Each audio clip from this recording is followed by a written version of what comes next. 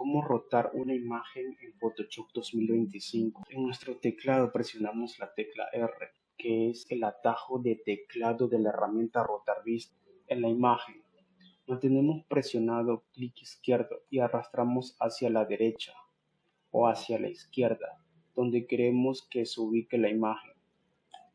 Esta herramienta está arriba de la herramienta Zoom, aquí, donde hay dos herramientas, herramienta mano, herramienta rotar vista. Estoy utilizando la herramienta rotar vista. En la parte de arriba, ángulo de rotación está menos 61 grados.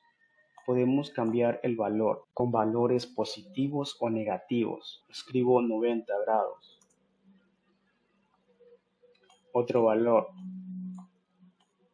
45. Un valor negativo, menos 30. Al lado podemos restaurar vista, hacemos clic izquierdo. Otra opción para rotar una imagen está en el menú imagen, en la opción rotación de imagen, a 180 grados, control más Z, para restaurar la imagen. También a 90 grados a la derecha y 90 grados a la izquierda. También podemos hacer una rotación arbitraria, a la derecha o a la izquierda. A la derecha, ángulo de 45, control más Z.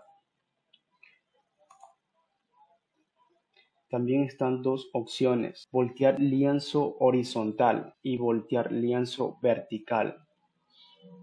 El horizontal, control más Z.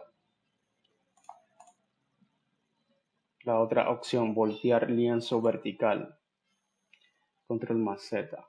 Si te gustó el vídeo, puedes darle like, compartir, comentar. Puedes apoyar con un super gracias. Te invito a que te suscribas a mi canal. Hasta luego.